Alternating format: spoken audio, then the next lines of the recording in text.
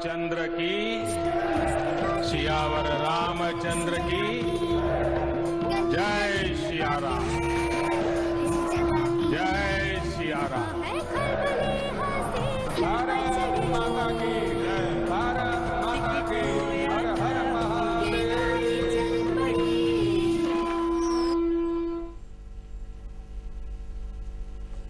नमस्कार, इस खास कार्यक्रम में आपका स्वागत है। मैं हूं विकास सिंह।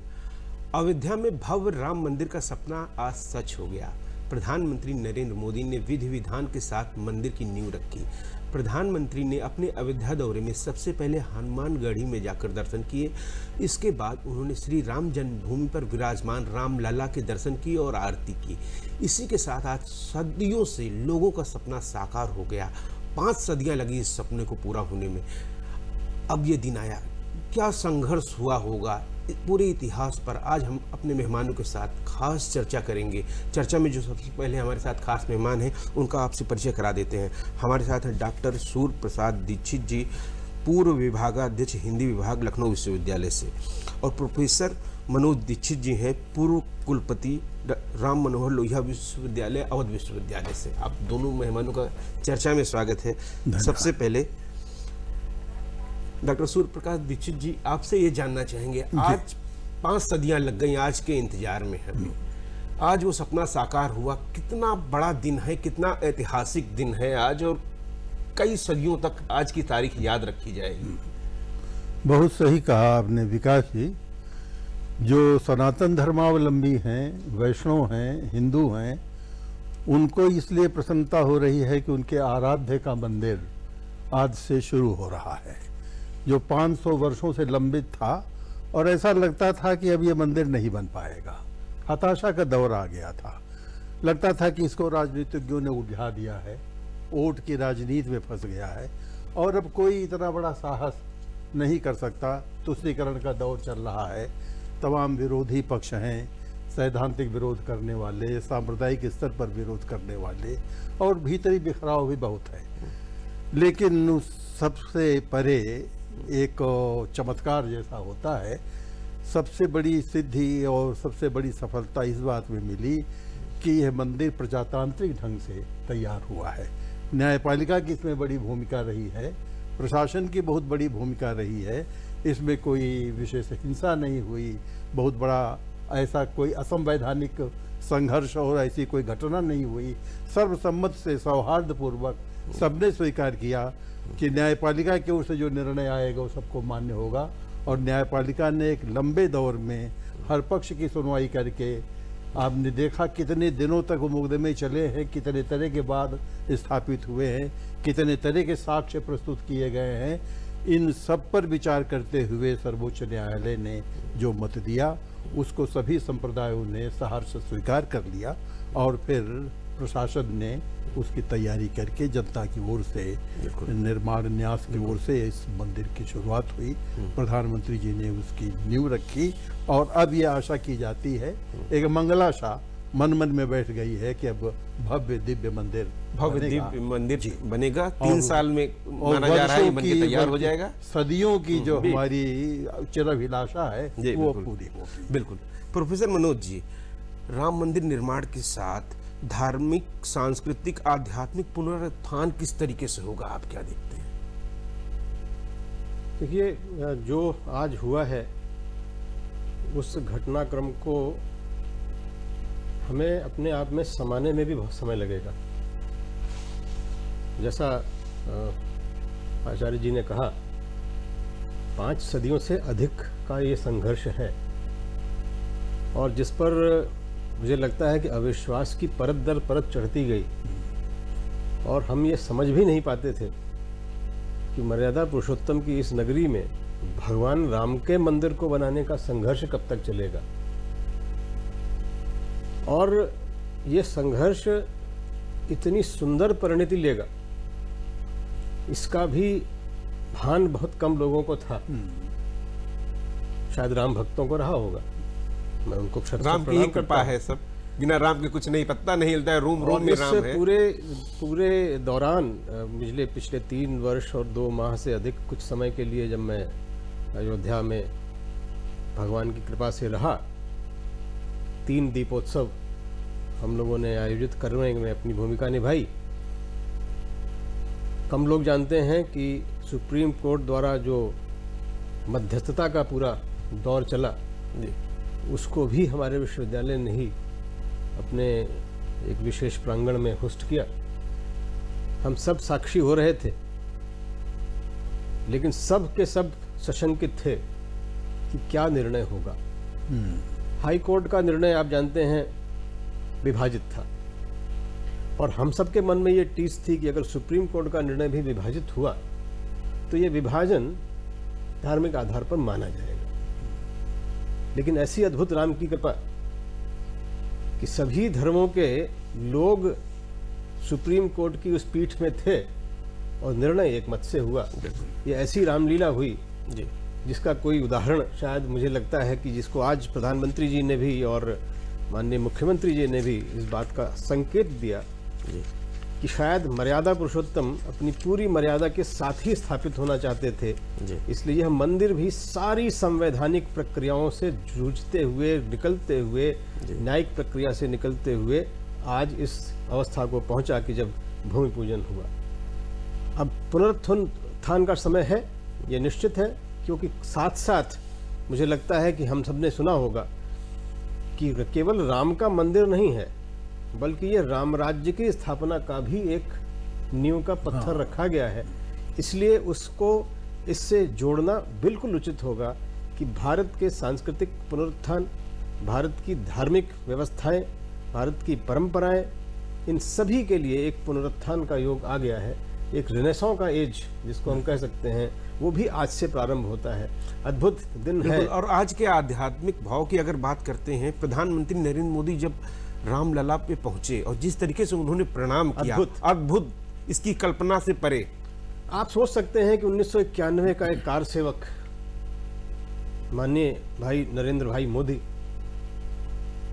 क्या उनके भाव रहे होंगे जब उन्होंने ये संकल्प लिया कि अब अयोध्या तब लौटूंगा जब राम मंदिर का निर्माण प्रारंभ होगा। यह संकल्प कोई बहुत विलक्षण व्यक्ति ही ले सकता है, क्योंकि उनके पहले की 50 पीढ़ियां ये संकल्प लेती गईं और जाती गईं, लेकिन यह संकल्प से सिद्धि का जो योग नरेंद्र भाई मोदी के पीरियड में जो शुरू हुआ, मुझे लगता है वो कन्विक्शन उनके अंदर रहा होगा कि मैं आऊँगा और इसी राम दरबार में। और यही आपने देखा होगा कि वो इसमें भावाविभोर हो चुके थे। वो इतना स्वतः स्फूर्त था।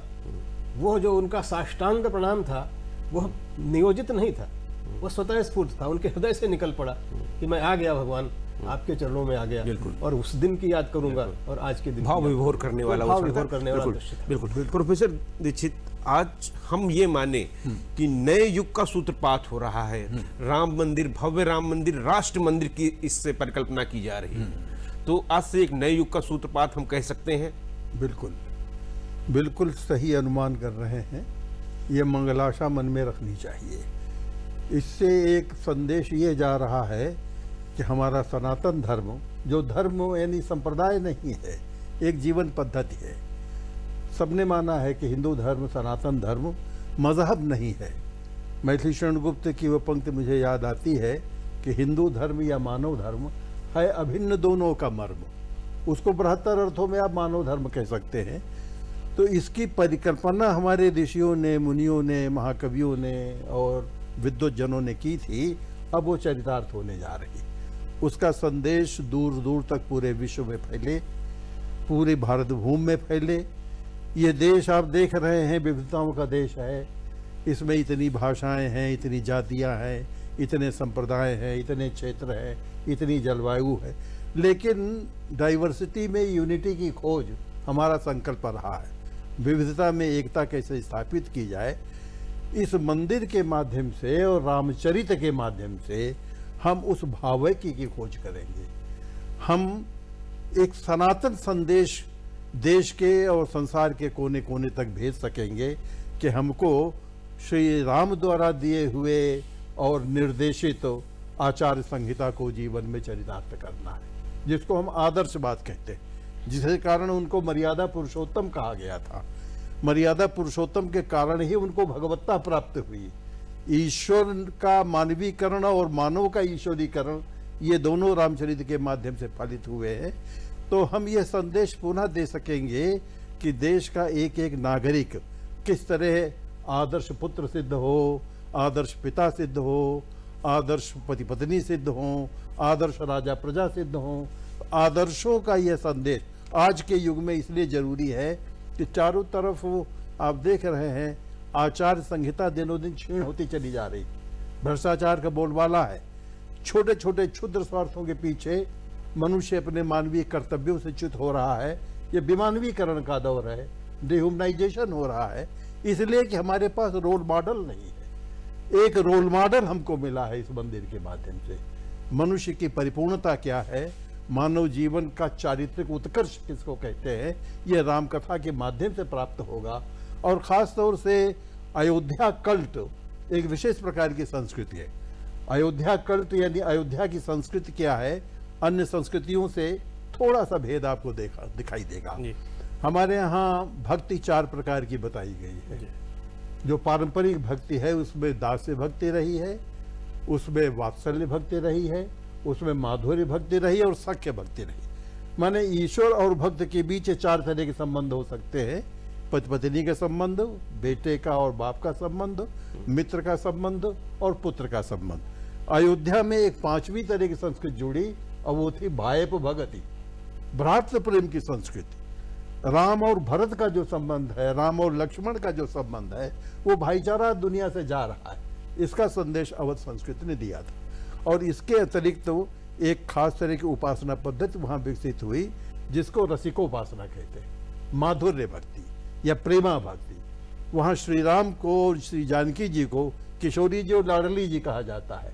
और श्री राम जी की उपासना उसी सखी भाव से की जाती है जिसमें मर्यादा के साथ एक खास तरह की श्रृंगारिक वृत्ति, स्वच्छ श्रृंगार की वृत्ति विशेष रूप से वहाँ के संतों द्वारा, साधकों द्वारा प्रदर्शित की जाती है। ये सब चीजें हैं, इन्हीं सब चीजों से पूरा विश्व इनकी जानकारी हम हमारा विश्व के केंद्र बिंदु पे जब अयोध्या आएगा, अयोध्या के बारे में जब भव्य राम मंदिर का निर्माण होगा तो दुनिया भर से लोग वहां आएंगे, दुनिया भर के लोग आएंगे तो हमारी संस्कृति का और प्रचार प्रसार होगा। बिल्कुल बिल्कुल। हमारे साथ रामेंद्र अयोध्या से जुड़े हुए हैं, हम उनसे बात करने की कोशिश करेंगे। रामेंद्र, आज ऐतिहासिक दिन था, आज सपना साकार हो गया लोगों का, कई पीढ़ियों का सपना साकार हो गया। रामेंद्र, क्या कुछ उत्साह देख रहे हैं आप इस समय अयोध्या में, कितना खास है आज का दिन?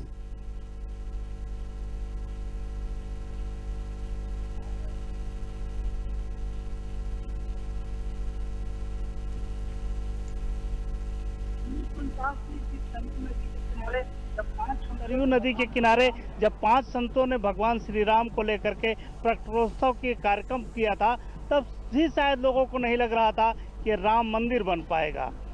विकास अयोध्या की स्थिति ये है आज कि जिन गलियों से गुजर रहे थे तो केवल भूमि पूजन हुआ है, लोगों ने सड़कों पर रंगोली बनाई है, दीपावली सजाएं, अपने घरों में दियाली जलाई, अपने घरों में रंगोली लगाई। उनको लगता है कि जो अयोध्या को बहुत पहले मिलना चाहिए वो देर से मिला, और उसके कई कारण हैं। भारतीय राजनीति अयोध्या का नाम लेने से कतराती थी। 47 के बाद जो हालात थे ब्रिटिश टाइम से लेकर के, जो राजनीति देश में रही, वो अयोध्या का नाम छूना नहीं चाहती थी। लेकिन दौर बदला है, इन्हीं गलियों से होकर भारतीय राजनीति गुजरती है, तो जाहिर है कि अगर भारतीय राजनीति इन गलियों से होकर गुजरेगी तो उसका फायदा होगा। आज प्रधानमंत्री नरेंद्र मोदी ने कहा कि टाट और पल्ली से भगवान श्री राम को हम अपने मकान में ले जाना चाहते हैं, मंदिर में ले जाना चाहते हैं, और भगवान राम के बिना भारतीय संस्कृति अधूरी है। शायद अगर राम को छोड़ दीजिए तो भारतीय संस्कृति में कुछ भी नहीं बचता है। भगवान राम हमें प्रेम का संदेश देते हैं, लोगों से मिलने का संदेश देते हैं, सबरी के जूठे बेर खाते हैं, कोल भिल्लों के साथ जाके रावण जैसी बड़ी ताकत से संग्राम करते हैं। ये भगवान राम ने सिखाया। उन्होंने बताया, जब माता ने पूछा कि आपको तो राज तिलक होना था, क्या हुआ, तो उन्होंने कहा माता हमको उन्होंने जंगल का राजा नियुक्त किया, कानन बन भेजा है, तो हमारी जो ज़रूरतें हैं वहाँ ज़्यादा है, हमारे पिता ने समझी। उन्होंने पिता से कोई नाराज़गी नहीं व्यक्त की। जो व्यक्ति राज सिंहासन को जा रहा हो उसको बनकल पहन के चलने के लिए कह दीजिए, उनको कोई संकोच नहीं था। जब लक्ष्मण जी कहने लगे कि मैं आपके साथ हूँ, दशरथ जी की छोड़ी सेना को परास्त करूंगा, आप राज सिंहासन लीजिए, तो उन्होंने कहा कि वो मेरे पिता हैं, उनका दर्द समझिए, जो पिता अपने बेटे को सबसे ज्यादा प्रेम करता हो, जंगल भेजना चाह रहा हो, कोई न कोई तो मर्यादा टूटेगी ना। हमको उस मर्यादा का पालन करना है। और जब जंगल गए तो जंगल में भी उन्होंने सबरी के जूठे बेर खाए, अहिल्या से मुलाकात की। भगवान चाहते तो बहुत सारे राजा उनकी मदद कर सकते थे, लेकिन उनको पता था कि जिस व्यक्ति से लड़ने जा रहे हैं वहां राजा की नहीं, सदाचार की जरूरत है। और वही गुण आज भी लोगों को जो भगवान राम ने आचरण में जिया है, उसी सदाचार बिल्कुल रामेंद्र, मर्यादा पुरुषोत्तम राम ने अपने जीवन में संदेश जाएगा, वो सब किया जो मानव के लिए आदर्श रहा है। और ऐसे में आपको लगता है आने वाले समय में युगों युगों तक प्रेरणा देने वाला वो संदेश अयोध्या में जब भव्य राम मंदिर का निर्माण होगा तो और ज्यादा प्रसारित होगा? विकास अयोध्या से पूरा संदेश ये जाएगा, भारतीय संस्कृति अयोध्या से शुरू होगी और यहाँ दुनिया के जितने लोग हैं वो अयोध्या से ये सीखने आएंगे कि राम कैसे थे, उन्होंने अपने आचरण में क्या क्या किया है। तो ये महत्वपूर्ण है और अयोध्या शायद ये पूरी दुनिया को संदेश देगी कैसे लोगों से स्नेह किया जाए, कैसे मिला जाए। और भारतीय संस्कृति कि हम किसी को कुछ लेना नहीं चाहते हैं। गए तो बाल से झगड़ा हुआ और बाल का उन्होंने वध किया तो सुग्रीव को दे दिया राज, रावण का वध किया तो विभीषण को राज दे दिया। हमारी जो नीति है, नियत है, वो किसी के एक भी इंच लेने की नहीं, जिसको जहाँ चाहिए वहाँ स्थापित किया। ये महत्वपूर्ण है और यही संदेश जाएगा कि राम को अभी भी पूजता है देश और राम के आदर्शों पर चलता है विकास। बिल्कुल, ये महत्वपूर्ण बिल्कुल रामेंद्र, बिल्कुल आपने बहुत अच्छी जानकारी दी अयोध्या से। अयोध्या की हमको सीधी तस्वीरें दिखाई, काफ़ी ज़्यादा युवा आपके इर्द गिर्द हैं, युवाओं में काफ़ी उत्साह रहा होगा। आपका जानकारी देने के लिए शुक्रिया। तो प्रोफेसर मनोज, खासतौर से आज निगाहें पूरी दुनिया की अयोध्या पे थी, ऐसे में आपको लगता है आपने 3 कार्यक्रम दीपोत्सव के वहाँ पे कराए, यूथ जुड़ के खुल के आता था, बहुसंख्या में वहाँ यूथ ही लगा रहता था। यूथ को क्या कुछ संदेश जाता है, क्या कुछ सीख सकता है इससे? ये 2017 में जब पहली बार ये आयोजन वहाँ पर किया गया तो बहुतों के मन में यह शंका थी कि क्या युवा अपनी संस्कृति से अभी भी जुड़ा हुआ है या उस आधुनिकता के दौर में वो सब भूल चुका है। इस शंका के दौर में हमने जब प्रयास प्रारंभ किए तो मेरी ये हमेशा से ये मान्यता रही कि युवाओं के अंदर जो ऊर्जा है उसको दिशा देने का कार्य हमारा है और उस दिशा को बगैर जाने ये कह देना कि वो दिशा सही नहीं है, उचित नहीं होगा। और आपने देखा होगा कि एक वर्ष से दूसरे वर्ष और दूसरे वर्ष से तीसरे वर्ष युवाओं का जो एक जन समूह उमड़ता था वहाँ पर, वो देखने लायक दृश्य होता था और हर आदमी अपने हिस्से का दिया जलाने का प्रयास करता था। मुझे याद है पहले वर्ष में, दूसरे वर्ष में सुबह 4 बजे तक लोग दिया जलाने के लिए अपनी बारी का इंतजार कर रहे थे, क्योंकि उनके अंदर ये भाव था कि आज यह दीपक जलेगा तो प्रभु अवश्य आएंगे, राम आएंगे। यह भाव उनके अंदर, सबके अंदर था। मुझे लगता है कि इससे अच्छा टर्निंग पॉइंट भारत के इतिहास में नहीं हो सकता है कि जब आप युवाओं को उनकी आध्यात्मिक शक्ति से, उनकी सांस्कृतिक शक्ति से परिचित करा सकते हैं। और भारत की, जैसा मैंने कहा है कि भारत में सनातन संस्कृति की बात की जानी चाहिए, हिंदू संस्कृति नहीं है शब्द वो। हमने हिंदू शब्द का प्रयोग किया ही नहीं है कभी सनातन शब्दों में। तो उस सनातन शक्ति को समझकर उसका हिस्सा बनने की जो उत्कंठा युवा में थी, जो है, उसका पूरा उपयोग करने की आवश्यकता आज है। और मुझे लगता है उसका प्रस्फुटन आज इस दृश्य को देखकर भी हो रहा है। मैं जानता हूँ, मैं परसों तक वहीं था और मैं ये बात, इस पीड़ा को भी समझ सकता हूँ, क्योंकि बहुत सीमित संख्या में लोगों को परमिशन मिल रही थी, जाना संभव नहीं है। इस आपदा काल में ये एक समस्या के रूप में देखा जा सकता है कि हम भीड़ नहीं जुटा सकते हैं, हम लोगों को रंगोली का कार्य इत्यादि वॉलंटियर के रूप में जुड़ जाऊं, लेकिन जुड़ अवश्य जाऊं। और मैं विश्वास दिलाता हूं कि यदि कोरोना का काल नहीं होता तो करोड़ों भारतीयों ने, करोड़ों युवाओं ने अयोध्या में आकर अयोध्या के आसपास के पूरे 84 क्षेत्र में इतने दिए जलाए होते कि पूरा आकाश तक वो दिखता दृश्य आपको। तो युवाओं में जो जुड़ाव है संस्कृति के प्रति वो अद्भुत है, उसमें कोई शक मुझे नहीं है, कोई संदेह मुझे नहीं है। ये हमारी अपनी नासमझी है कि हम सोचते हैं कि युवा आधुनिक हो गया है तो वो संस्कृति के रूप से कट रहा है। वो बिल्कुल भी नहीं कट रहा है, वो बिल्कुल जुड़ना चाहता है, वो जुड़ना चाहता है। आप उसके बाहरी परिवेश को मत देखें, आप उसके आंतरिक भाव को देखें। इनमें से जितने भी संत महंत वहाँ बैठे हुए हैं, मैं उनको बहुत सारे लोगों को व्यक्तिगत रूप से जानता हूँ, मेरे मित्र हैं। ये सब आधुनिक वस्त्रों में पढ़ते थे, लेकिन जब उन्होंने यह धारण किया अपना, तो उसके बाद वे राममय हो गए। वो सब राममय हैं, उनके अंदर से राम हमें निकाल लाने हैं, ये हमारी क्षमताओं पे ऊपर है, और उनके अंदर बड़े सहज भाव से राम निकलते हैं। वे अपने अपने तरीके से, जब मैंने पिछली बार तो इस बात को नहीं कर पाया क्योंकि बहुत भीड़ हो गई थी जी। जब हम लोगों ने एक ये मौका दिया वहाँ के युवाओं को कि आप अपनी चित्रकला के माध्यम से अपने आप को अध्याय को अभिव्यक्त कीजिए, आप विश्वास नहीं करेंगे 10,000 एंट्रीज हमारे पास थी इन्हीं युवाओं की। उन्हें प्रदर्शित तक कर पाना मुश्किल हो रहा था, इतना जुड़ाव है लोगों के अंदर। ये जुड़ाव एक अवसर है। मुझे लगता है कि यदि इसका पूरा उपयोग किया जाएगा तो जो राममय भारत देखना हम चाहते हैं और राममय विश्व देखना चाहते हैं, क्योंकि राम वैश्विक हैं। राम का भारत इतना छोटा सा भारत नहीं है, राम 119 देशों में पूजे जाते हैं। तो राम से आच्छादित पूरे विश्व की परिकल्पना इस दृश्य से साकार होती दिखती है। मुझे लगता है कि इन सभी देशों में दीपावली मनाई गई है जहां जहां राम के चरण पाए जाते हैं, जहां जहां उनके प्रति अगाध श्रद्धा है पाई जाती है। बिल्कुल। और आज 2 दिन की दीपावली मना रहे हैं, आज भी शाम को फिर दीपोत्सव होगा। यहाँ पे हमारे साथ प्रद्युम्न तिवारी जी जुड़ गए हैं, वरिष्ठ पत्रकार। आपका भी चर्चा में स्वागत है। प्रद्युम्न जी, बड़ा ही ऐतिहासिक दिन है आज, सदियों की सपना साकार हो गया है। आपको लगता है अयोध्या में इससे क्या कुछ बदलाव आएगा, आसपास के क्षेत्रों में क्या कुछ बदलाव होगा? किस तरीके से देखते हैं आज के ऐतिहासिक दिन को आप? नहीं, देखिए, अयोध्या के बदलाव की बात ही नहीं है, बात तो ये पूरे भारत के बदलाव की है। एक नए युग का निर्माण हुआ है और एक नए युग की शुरुआत होने जा रही है, तो सिर्फ महज अयोध्या तक सीमित नहीं है। राम तो विश्वव्यापी है, कहाँ नहीं है राम? सिया राम में जब दिख जानी, भारत तो उस संस्कृति को मानने वाला है। आप ये समझिए कि आज प्रधानमंत्री जी ने अपने भाषण में जिस बात का उल्लेख किया कि मंदिर निर्माण केवल मंदिर भर नहीं है, इससे तो अर्थतंत्र बदल जाएगा। अयोध्या तो सूरत बदल जाएगी अयोध्या की, और उत्तर प्रदेश की सूरत बदल जाएगी। और देश के लिए गौरव की बात यह है कि राम स्वयं में, राम जन्म से लेकर राम नाम सत तक राम है। तो जहाँ पे जीवन प्रारंभ होता है और जहाँ पे जीवन का अंत होता है, जब वहाँ हमारे राम है तो राम में फिर सब है। हर क्षण में राम है, रोम रोम में राम है, रोम रोम में राम है। तो राम मंदिर ये हमारी अस्मिता का प्रतीक भी है।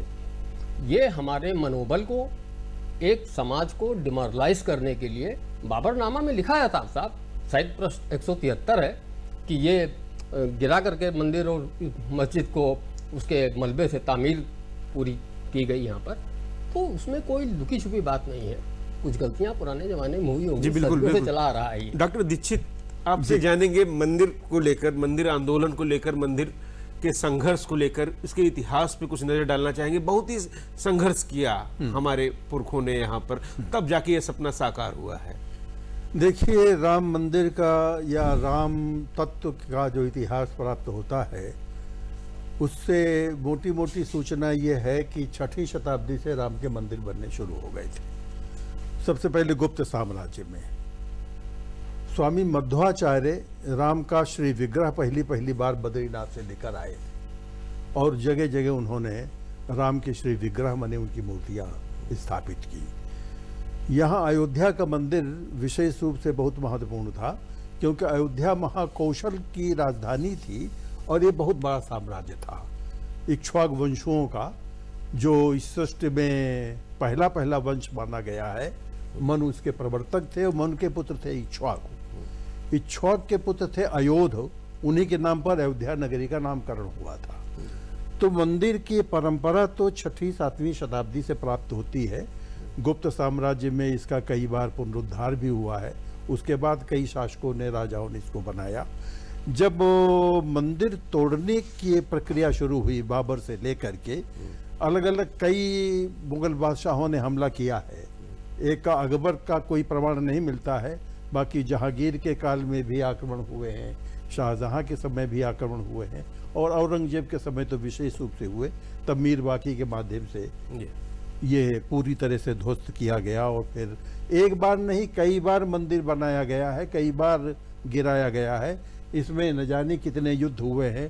सतनामी संप्रदाय वालों से युद्ध हुआ है, इसमें नागा साधुओं से युद्ध हुआ है, इसमें सिखों से जो दशरामी हैं उनसे युद्ध हुआ है, खालसा परंपरा से युद्ध हुआ है।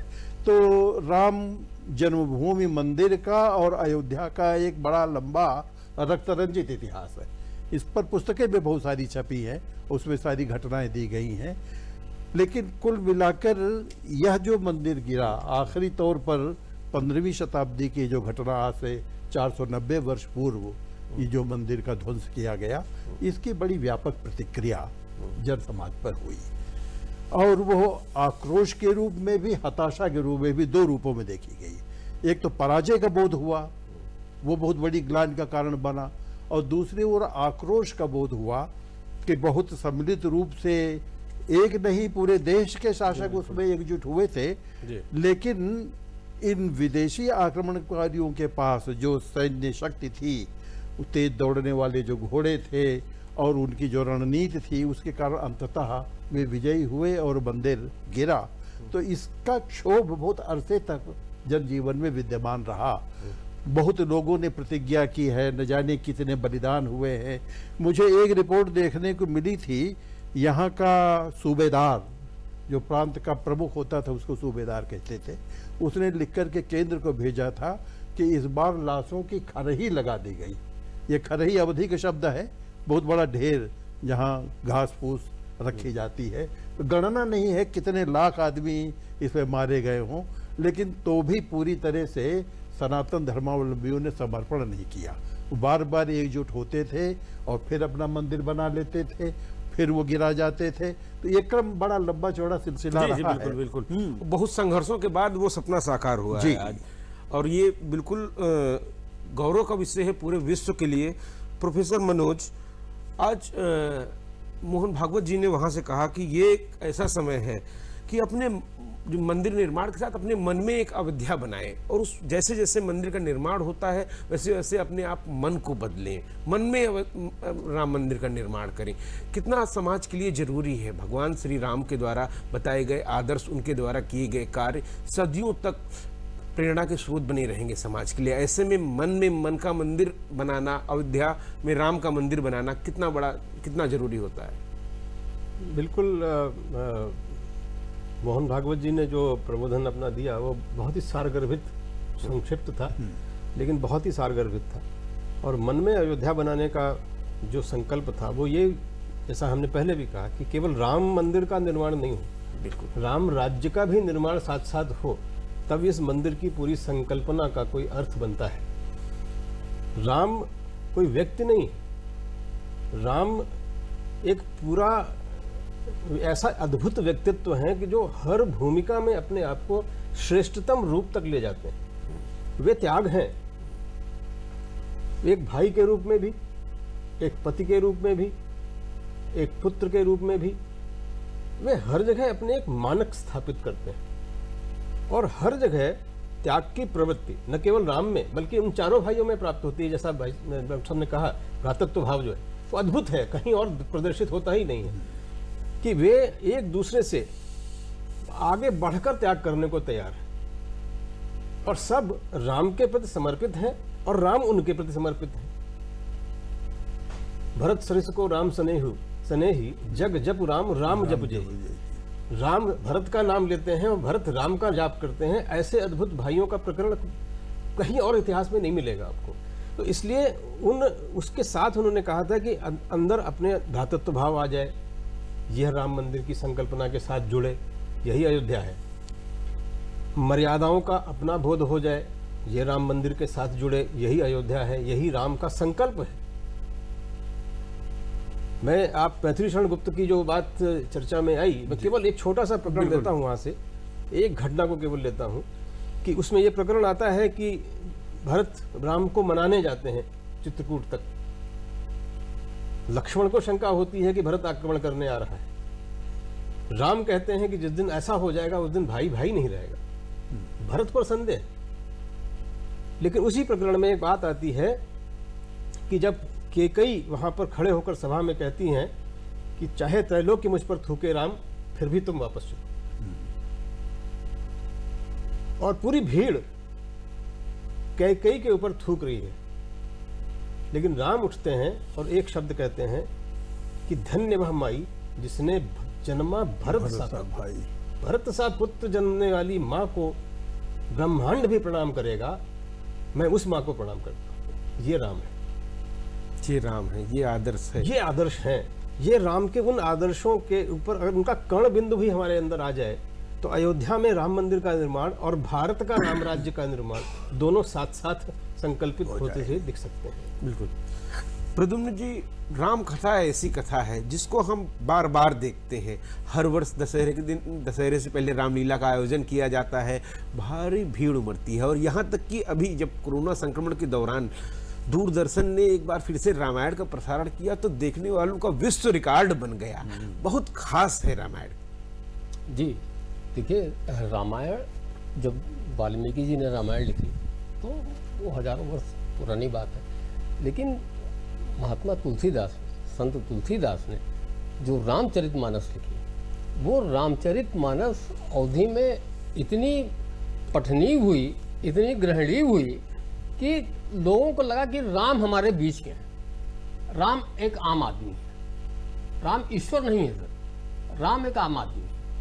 जैसा कि डॉक्टर मनोज कह रहे थे कि राम ने क्या नहीं किया, राम ने हर त्याग किया, मर्यादा पुरुषोत्तम कहलाए वो, पुरुषों में उत्तम मर्यादा, तो राम तो मर्यादा है। रामचरितमानस के ऊपर जब रामलीलाएं शुरू हुई तो शुरुआत में हुआ भी कि बड़ा बखेड़ा हुआ, इसके ऊपर भी पुरोहितों पंडों ने बड़ा बवाल किया कि साहब ये नहीं होना चाहिए।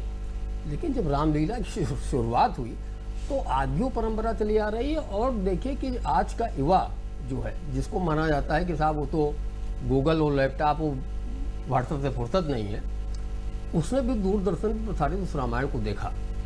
तो ये पीढ़ी को जोड़ने का काम भी है। ये राम मंदिर निर्माण की जब इतनी धूम मची हुई है तो वो लड़का जिसकी अभी जो 17 साल का 18 साल का है, जो 90 के बाद पैदा हुआ है, अभी उसको एहसास ही नहीं था। 84 तक इस आंदोलन को जब अशोक सिंघल ने खड़ा किया, इसी 14 अक्टूबर को लखनऊ के बेगम हजरत महल पार्क में राम जन्मभूमि मुक्ति यात्रा का सभा हुई यहाँ पर। उसके बाद की पैदाइश को पीढ़ी को पता ही नहीं है कि राम जन्मभूमि आंदोलन है क्या।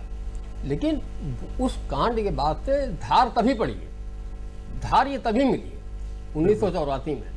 और देखिए जोड़ा किसको किसको था कि महंत अवैधनाथ, उसके अध्यक्ष समित के, बिल्कुल समित से लोग जुड़े और ये बड़ा आंदोलन बना। धुर कांग्रेसी 4 बार के एमएलए। बिल्कुल, आज भी जो कार्यक्रम हुआ है उसमें ट्रस्ट ने सभी लोगों को बुलाया, यहाँ तक कि पक्षकारों को भी बुलाया। ये एक बड़ा उदाहरण है राम को लेकर, जिस तरीके से कोई यही राम है, यही राम है कि राम ने तो सब दिखा दिया ना कि आप तो प्रधानमंत्री के संबोधन तक गिलहरी से लेके वानर और केवट से लेके वनवासी समुदाय, बिल्कुल सबके राम, सबके राम, सबके राम। बिल्कुल, हम अपनी चर्चा को जारी रखेंगे, लेकिन हम छोटे से विराम लेना पड़ेगा। जल्द लौटते हैं छोटे से विराम के बाद। मम्मी मम्मी, आपके पास आधार है? हाँ है। और पापा के पास भी है। तो फिर मेरे पास क्यों नहीं?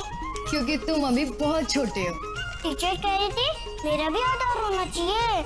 अच्छा, और चुटकी का भी। नवजात शिशु का भी आधार बनाया जा सकता है। आधार पंजीकरण के लिए अपने नजदीकी आधार केंद्र, स्कूल से संपर्क करें। आधार पंजीकरण पूरी तरह से निशुल्क है। मेरे बच्चे की सही शुरुआत, मेरा आधार मेरी पहचान। मम्मी मम्मी, आपके पास आधार है? हाँ है।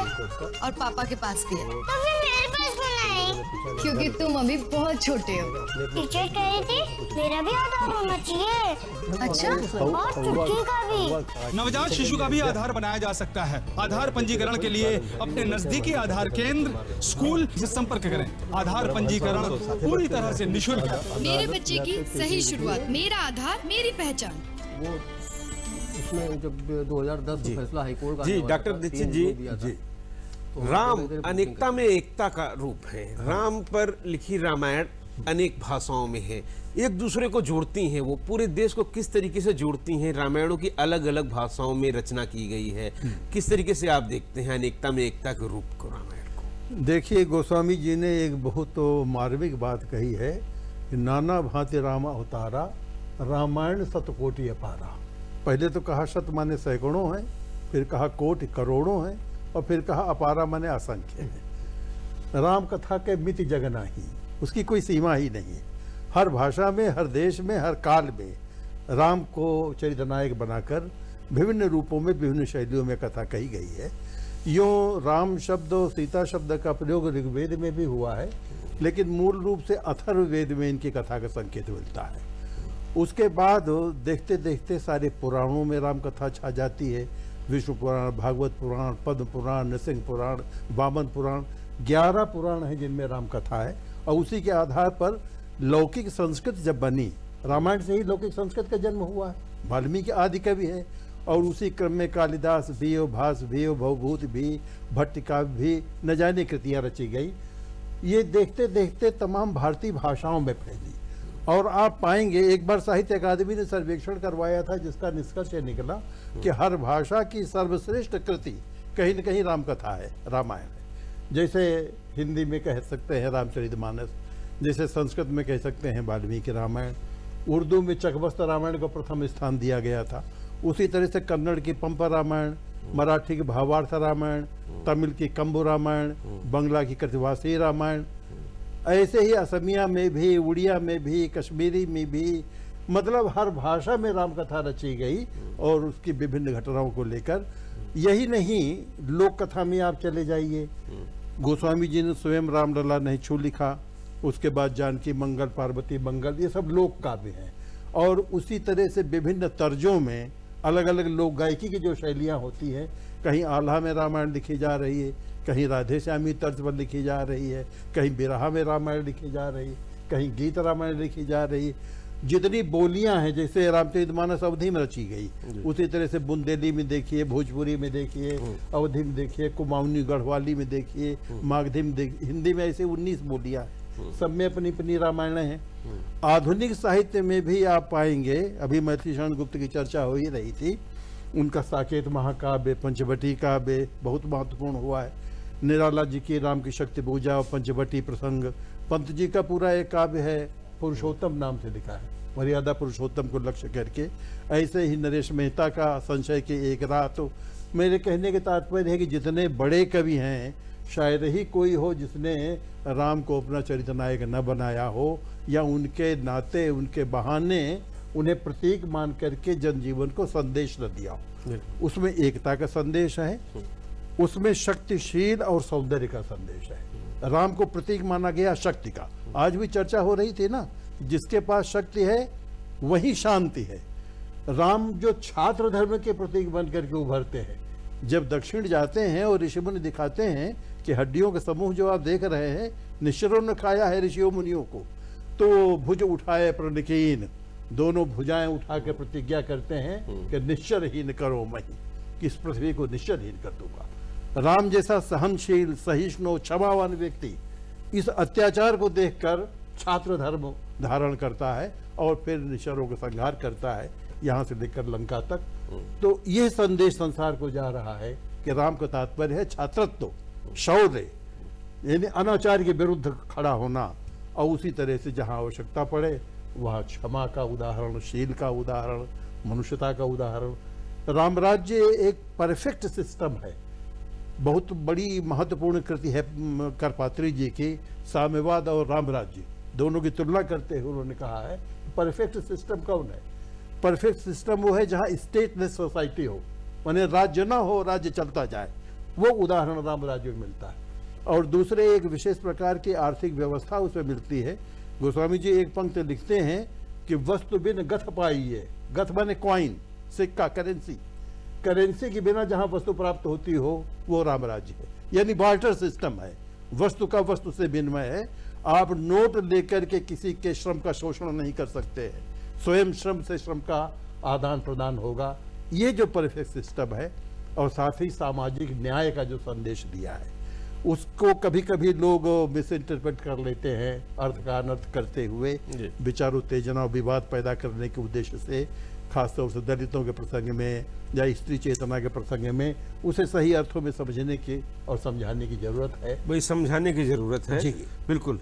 प्रोफेसर मनोज, जिस तरीके से आज़ादी के आंदोलन में सभी लोग जुड़े, उसी तरीके से राम मंदिर के निर्माण में जगह जगह से मिट्टी आई, जगह जगह से जल आया, नदियों से जल आया, ईंटें आई हैं पूरे देश भर से। लगता है एक सूत्र में जोड़ने के लिए राम मंदिर निर्माण एक बड़ा काम करेगा पूरे देश को। निश्चित रूप से, निस्संदेह मैं ये कह सकता हूँ कि अगर पूरा भारत वैसे ही राम से जुड़ा हुआ है, लेकिन ये राम की मर्यादा है जिसके कारण कोई भी ऐसा गैर कानूनी कार्य नहीं हुआ जिसके ये संदेश जाए कि राम मंदिर के निर्माण में या राम के काज में हमने किन्हीं मर्यादाओं का उल्लंघन किया। मुझे याद है, मैं उस दिन अयोध्या में ही था जिस दिन सुप्रीम कोर्ट का ये वर्डिक्ट आता है। हमारे पास एक लाइन का संदेश आता है कि किसी भी प्रकार का उन्माद, किसी भी प्रकार का प्रदर्शन, किसी भी प्रकार की जीत नहीं होनी चाहिए, का भाव नहीं आना चाहिए। ये राम की जीत है, ये हमारी जीत नहीं है, ये भाव होना चाहिए। सभी लोग अपने अपने घरों में उनकी आराधना पूजा करें, अपने मंदिरों में करें। राम किसी के ऊपर नहीं जीतते हैं, राम बुराई पर जीतते हैं। राम किसी व्यक्ति का हनन नहीं करते हैं। राम वो हैं जो रावण का हनन करने के बाद भी लक्ष्मण को भेजते हैं कि जा उससे शिक्षा लेकर आ जा। राम अपनी मर्यादाओं से कभी भी विचलित नहीं होते हैं, कठिन से कठिन परिस्थितियों में नहीं होते हैं। ऐसी अद्भुत चीज दिखने को जो आती है, तो मुझे लगता है हमने इस बात का संकेत किया है। और मैं प्रकार चूंकि विवरण आया है, मैं अवध में ही था जब ये चर्चाएं होकर इसका प्रोजेक्ट हम लोगों ने ऑलरेडी लॉन्च कर दिया है। एक इंसाइक्लोपीडिया ऑफ रामायण का निर्माण प्रारंभ हो चुका है। डॉक्टर साहब भी उससे जुड़े और उसमें हमने लगभग 200 से 300 वॉल्यूम के अंदर वो इंसाइक्लोपीडिया आएगी, ऐसा अभी आभास हुआ है। लेकिन जिस प्रकार से चीज़ें बढ़ती जा रही हैं, ऐसा लगता है कि वो 500 वॉल्यूम पर भी जा सकता है। 35 से 36 वॉल्यूम तो केवल अयोध्या पर ही बनने की संभावनाएं हम लोगों ने देख ली हैं, जिसके ऊपर 5 वर्ष का प्रोजेक्ट प्रारंभ कर दिया गया है। भारत के लगभग हर राज्य में अपने किस्म की रामलीला होती है। हमने अभी एक कार्यक्रम अयोध्या में आयोजित किया था, अपने ही प्रांगण में किया था, लोक में राम। उसके पहले किया था अपने अपने राम। अयोध्या में हमें से बहुत कम लोग जानते थे कि अयोध्या में 62 ऐसे मंदिर विद्यमान थे जो विभिन्न जातियों के मंदिर थे, उनके नाम से लिखे जाते थे। इस जाति का मंदिर 62 मंदिर हम लोगों ने लोकेट किए। उनमें से काफ़ी कुछ अब ध्वंस हो गए हैं, लेकिन 25-26 अभी भी प्रयोग में हैं और वे सबके आराध्य राम हैं। ऐसी समरसता मुझे नहीं लगता है कि किसी भी और धार्मिक नगरी में इतने आसानी से सहजता से मिल जाएगी कि सब अपने अपने घर जा रहे हैं, अपने अपने राम के पास जा रहे हैं और जैसे ही आवश्यकता होती है, जैसे ही काम होता है, सब के सब निकल कर उन्हीं राम के साथ, उन्हीं राम मंदिरों से निकलकर सार्वजनिक स्थल पर आ जाते हैं। यह जो अद्भुत दृश्य देखने को मुझे मिला, मुझे लगता है कि ये संकेत हमें मिल जाना चाहिए। 30 प्रकार की रामलीलाएं तो भारत में वैसे ही हो रही हैं जिनको हमने अभी तक इंगित कर लिया है। अयोध्या में रामलीला संकुल बनाने का निर्णय हो चुका है। माननीय मुख्यमंत्री जी ने ये निर्णय ले लिया है और संकुल की तैयारी भी हो रही है, जहां पर पूरे देश नहीं विदेशों से भी रामलीलाएं, 119 के आसपास देश हैं जहां पर हम रामलीलाओं का विवरण अब तक पा चुके हैं। अमेरिका से लेकर रूस तक एक्टिव रामलीलाएं अभी भी हो रही हैं। ये केवल भारतवंशियों की नहीं है, ये अन्य वंशियों में भी जा चुकी हैं रामलीलाओं का।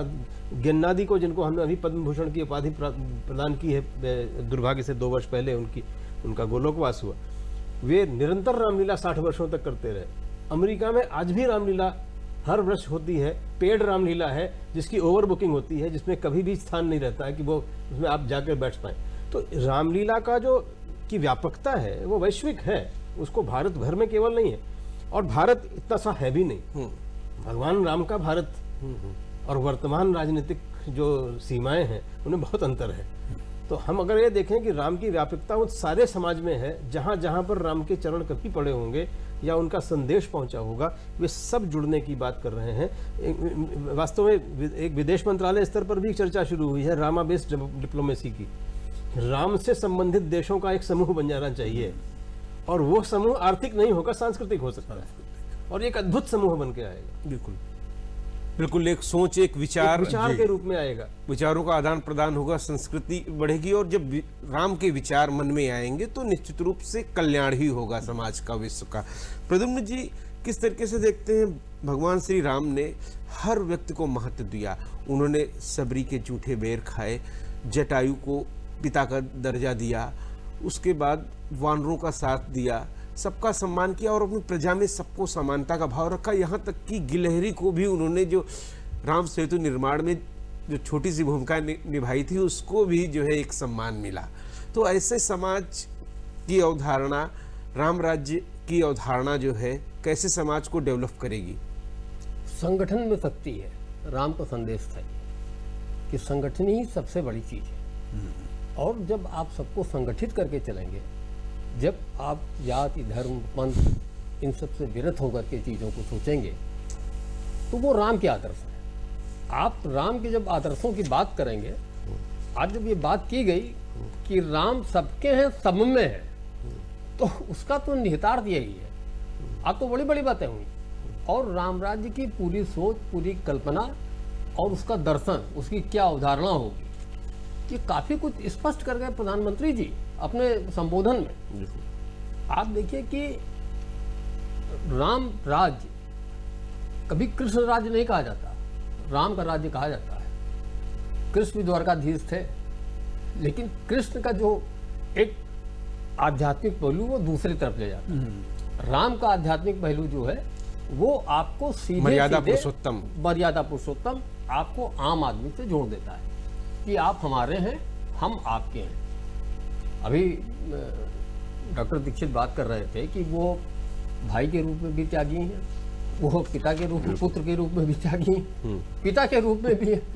और तो इससे बड़ा क्या हो सकता है? जो इसीलिए मर्यादा पुरुषोत्तम है। और राम जग जग में है, राम सब में समाये हैं, रोम रोम में राम है। तो वो इसीलिए है कि राम के आदर्शों में, राम जो राज भी किया तो वो राज भी उन्होंने उस तरह किया कि प्रजा को लगता था कि हम राजा हैं। जब राम और रावण का युद्ध हो रहा था तो एक और राम और रावण लड़ रहे थे, दूसरी ओर राम की तरफ से वानर और दूसरी ओर से राक्षस। तो जब अन्याय रूपी राक्षस अन्याय का साथ दे रहे थे और इधर ये जनता थी, दोनों ओर एक जनता का धड़ा वो न्याय के साथ था, वो न्याय के साथ खड़ा हुआ था। न्याय की विजय हुई, राम की विजय न्याय की विजय है, असत्य पर सत्य की विजय। और लालसा नहीं है, एक और उदाहरण लालसा नहीं है। राम ने जहां धैर्य है, राम जीत हासिल की, जहां संहार किया दुष्टों शत्रुओं को, कभी किसी की जमीन पे नहीं, वहीं पे सौंप के चले आए राम। कोई साम्राज्यवादी रवैया नहीं है जिसको आजकल काफी कुछ विस्तार में कि राम राज हो जाएगा। काफी कुछ साथी इस तरह की बातें करते हैं कि राम राज में क्या रहा और मेख निकालते हैं। लेकिन राम के उस राम राज्य की आदर्श परिकल्पना को समझना बड़ा जन भागीदारी थी, जनता का मत था। कहते हैं कि अमेरिका का लोकतंत्र सबसे पुराना है, लेकिन अगर हम भगवान श्री राम की बात करते हैं, प्रभु श्री राम की बात कहते हैं, तो तब से लोकतंत्र आ गया था। पिछले वर्ष कुंभ में यहाँ पर इंडोनेशिया की रामलीला आई। अभी जो आप बात कर रहे थे कि डेमोक्रेसी शुरू हो रही है, सांस्कृतिक आदान प्रदान में रामलीला की महत्वपूर्ण अहम भूमिका है। बिल्कुल, यहाँ की रामलीला वहां जा रही है। डॉक्टर दीक्षित जी, विश्व मानवता के लिए राम कितने महत्वपूर्ण है, क्या जो है प्रासंगिकता? बहुत सही प्रश्न किया आपने। अभी स्वयं आप कह रहे थे और कई विद्वानों ने प्रकाश डाला कि राम निरीहता के प्रतीक है। निरीहता माने कोई इच्छा ना हो, कोई महत्वाकांक्षा, कोई वासना मन में ना हो। गोस्वामी जी ने लिखा है, प्रसन्नताम यो नगताभिषेकस तथा न ममले वनवास दुखता। जब ये सूचना मिली कि इनका राज्याभिषेक होने जा रहा है, तो इस सूचना से उन्हें खुशी नहीं हुई और राज्याभिषेक के लिए जाते हुए मार्ग में ये सूचना मिली कि नहीं ठहरो, कार्यक्रम कुछ और हो गया है, अब अभिषेक के बजाय तुम्हें वनवास के लिए भेजा जा रहा है। तो तथा न ममले वनवास दुखता, वनवास की सूचना से उनको कोई दुख भी नहीं हुआ, न पाने की खुशी न जाने का गुम। ये जो चरित्र है ये द्वंद्वातीत चरित्र है, इसका संदेश विश्व मानव को जाना चाहिए। दूसरे न्याय की बात आप देखें, राम राज्य का न्याय अपनी जगह पर बहुत चर्चा के विषय है जिसका लोग अनुकरण कर रहे हैं। विदेशों में विशेष रूप से इतने बड़े चरित्र की परिकल्पना कभी कोई नहीं कर सकता था कि कोई आदमी इतना भी महान हो सकता है, इतना त्यागी, इतना संयमी और इतना अपरिग्रह भाव। नहीं, जिस सीता को, प्राण वल्लभा सीता को इतना विकट संघर्ष करके उन्होंने प्राप्त किया, उसको एक साधारण जनापवाद से प्रभावित होकर त्याग देना, ये उत्सर्ग की, ये बलिपंथी विचारधारा की चरम सीमा है। उसी तरह राम राज्य में जगह जगह गोस्वामी जी लिखते हैं कि जब कभी परिचर्चा होती है तो लोगों को अपने साथ बैठाते हैं और कहते हैं कि जो कुछ अनुचित भाखों भाई तो वही बरजो भय बिसराई, मुझे तुरंत टोक देना। इससे जड़ा प्रजातंत्र या डेमोक्रेटिक सिस्टम और क्या हो सकता है कि राजा प्रजा के जनसाधारण से कह रहा है कि अगर कहीं लगे आपको कि मैं अनुचित कह रहा हूँ। और वही नहीं, दशरथ जब ये निश्चय करते हैं कि राम का राज्याभिषेक कर दिया जाए तो सबको बुलाते हैं और बुला के एक वाक्य कहते हैं कि जो पांचों मत लागे नीका करो हर्ष राम महिमूर टीका।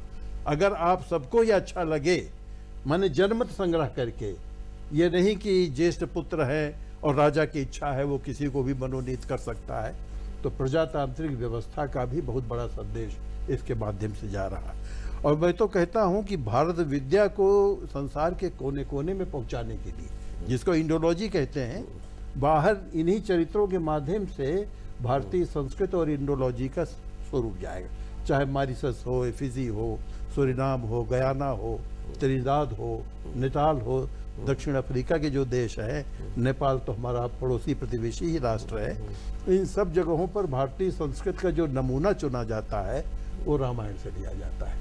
रामायण का हर पात्र अपनी जगह पर आदर्श है और स्वयं गोस्वामी जी ने तो आदर्शों का इतना विराट प्रादर्श माने नमूना बनाया है। रावण भी आदर्श है, वो भी भक्त है। गोस्वामी जी की मान्यता यह है कि रावण राम की, भगवान की भक्ति करना चाहता था, लेकिन सोचता है कि होई है भजन न तामस देहा, मुझे तो राक्षसी शरीर मिला है, भजन कर नहीं पाऊंगा। तो एक हठ भक्ति होती है, तो निर्णय लेता है कि तो मैं हठी करी हूं पटिताई और उनके हाथों मारा जाऊंगा तो मुझे मोक्ष प्राप्त होगा। तो वो भी हठ भक्त है, माने भक्त है, तो एक आदर्श शत्रु के रूप में भी उसको प्रस्तुत किया है।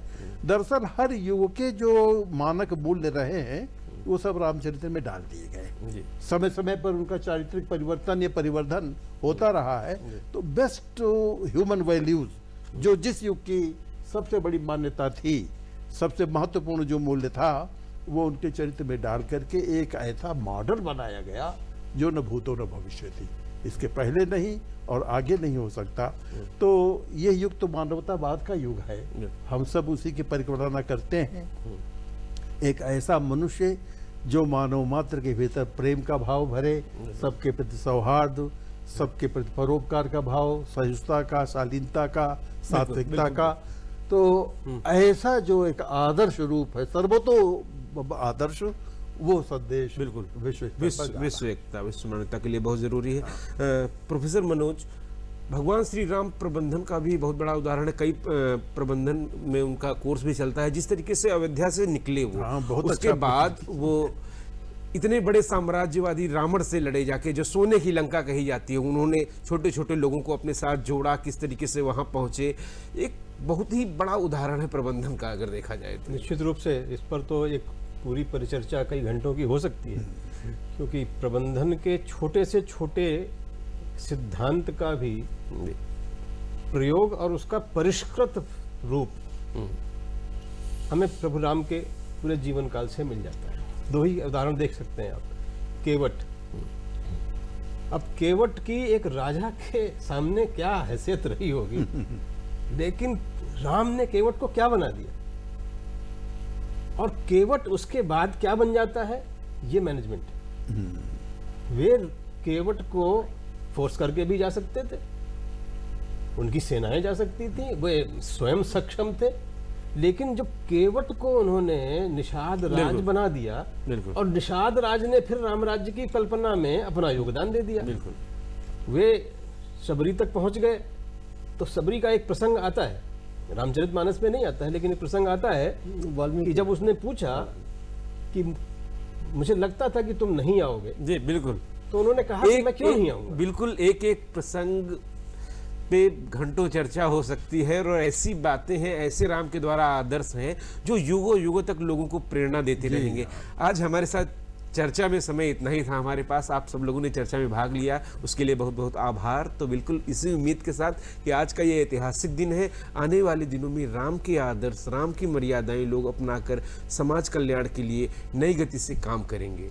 आज के कार्यक्रम में बस इतना ही। नमस्कार।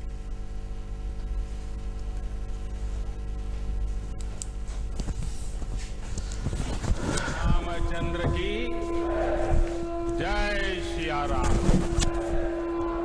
जय सिया राम। भारत माता की